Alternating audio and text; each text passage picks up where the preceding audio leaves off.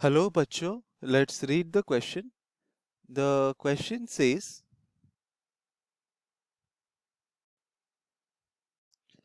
a particle is to slide along a horizontal circular path on the inside of a funnel.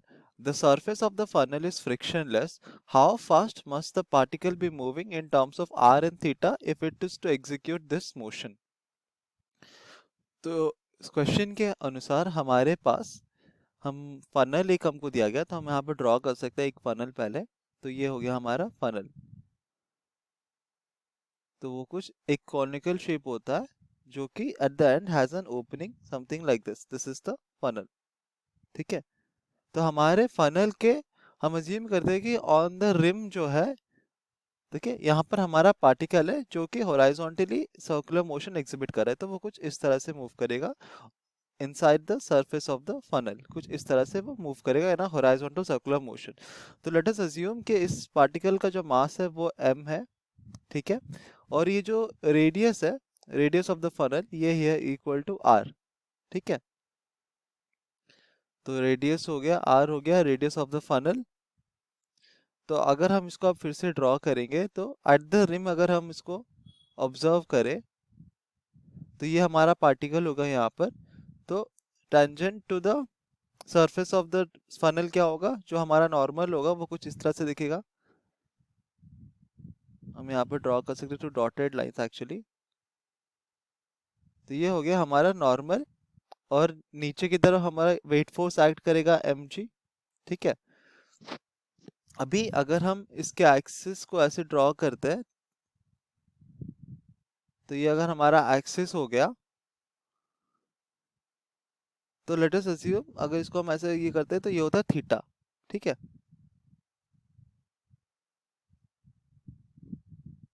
यहाँ पे theta क्या है, theta है angle of the funnel. ठीक है. तो अगर इसको हम ड्रॉ करते तो अगेन यहाँ पर हम इसको बड़े स्केल में दिखा सकते हैं कि ये हमारा थीटा है. यहाँ पर ये थीटा है. तो अगर नॉर्मल को हम इसके कंपोनेंट्स के फॉर्म में ड्रॉ करें तो ये हो जाएगा इसका कॉस कंपोनेंट इस तरफ, और ये हो जाएगा इसका साइड साइन कंपोनेंट. तो हम देखते तो ये लिख सकते हैं हम लोग n cos थीटा, और यहाँ पर हो जाएगा n sin थीटा. और हम देख सकते हैं कि n cos sin थीटा और हमारा जो ये एक्सिस है वो पैरेलल है, तो ये एंगल भी हो जाएगा 30. ये एंगल भी थीटा हो जाएगा यहाँ पर. तो यहाँ पर हम देख सकते हैं कि ये हमारा n है, ये n है नॉर्मल, ये हो गया n sin थीटा, और ये हो गया हमारा n cos थीटा.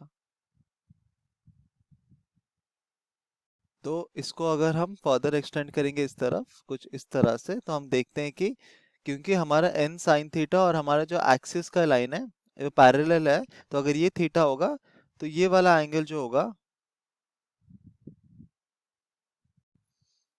तो ये वाला अगर यहाँ को इसको हम एक्सटेंड करेंगे कुछ इस तरह से, ये जो फनल का शेप है, तो ये भी थीटा हो जाएगा. तो हम देख सकते हैं यहाँ पर ये एंगल एक आ रहा है जो कि हो रहा है थीटा, क्योंकि ये पैरेलल है.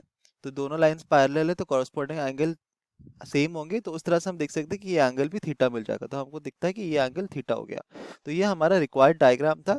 इस क्वेश्चन को सॉल्व करने के लिए हम जो की कॉन्सेप्ट यूज करेंगे, तो पहला कॉन्सेप्ट था रेजोल्यूशन ऑफ वेक्टर्स. तो हम यहाँ पे लिख सकते हैं रेजोल्यूशन ऑफ वेक्टर्स. और जो सेकंड कॉन्सेप्ट हम यूज करेंगे वो होगा सेंट्रीपेटल फोर्स. इन दोनों कॉन्सेप्ट को यूज करके इस क्वेश्चन को हम सॉल्व करेंगे. तो यहाँ पर हम देख सकते हैं कि हमारा जो फोर्सेस एक्ट कर रहा है, एक तो है हमारा n cos थीटा, एक है n sin थीटा, और एक है वेट फोर्स mg. अभी क्योंकि हमारा जो पार्टिकल है कि हमारा जो पार्टिकल है वो हॉरिजॉन्टल सर्कुलर मोशन एग्जिबिट कर रहा है, तो यहाँ पर लिखा है कि क्योंकि वो सर्कुलर मोशन एग्जिबिट कर रहा है, इसका मतलब तो ये होता है कि उसके ऊपर एक सेंट्रीपिटल फोर्स एक्ट कर रहा होगा, क्योंकि एक सेंट्रीपिटल फोर्स के एग्जिस्टेंस की वजह से ही हमारा बॉडी सर्कुलर मोशन एग्जिबिट कर सकता है। तो हमारा जो सेंट्रीपिटल फोर्स होगा वो टुवर्ड्स द सेंटर एक्ट कर रहा होगा, towards the centre of the axis. तो हम देख सकते हैं कि हमारा ये वाला जो कंपोनेंट है नॉर्मल का n cos थीटा, वो टुवर्ड्स द सेंटर एक्ट कर रहा है। हम यहाँ पे देख सकते हैं, यहाँ पर n cos थीटा ये क्या कर रहा है, it is acting towards the centre of the axis of the funnel. तो हम कह सकते हैं कि हमारा जो नेसेसरी सेंट्रीपिटल फोर्स होगा वो कौन प्रोवाइड करेगा हमको, ये कॉस कंपोनेंट ऑफ नॉर्मल, ये हमको नेसेसरी सेंट्रीपिटल फोर्स प्रोवाइड करेगा। तो हम इसको लिख सकते हैं n cos theta is equal to, तो सेंट्रीपिटल फोर्स कितना होता है, simply m v square by r। Similarly हम देख सकते हैं कि जो n sin थीटा होगा, जो साइन कंपोनेंट होगा वो किसको यहाँ पर बैलेंस करेगा, वो हमारे वेट को बैलेंस करेगा। तो इससे हम निकाल सकते हैं, तो अगर हम दोनों का रेशियो ले ले तो होगा n sin theta by n cos theta is equal to mg multiplied by divided by mv square by r। So ये जो mg r divided by mv square, तो m and m cancelled, n and n cancelled, और sin theta by cos theta होता है tan theta. तो tan of theta is equal to simply G are by V square. तो इससे हम निकाल सकते हैं V square is equal to g are by tan theta, और v square is equal to cot theta g r. This implies that v is equal to simply root over of G R multiplied by cot of theta. तो ये हमारा required value of velocity है। इतनी velocity के साथ अगर हमारा particle move करेगा देन वो हमारा हॉरिजॉन्टल सर्कुलर मोशन एग्जिबिट करेगा। Hope you understood it well, best of luck.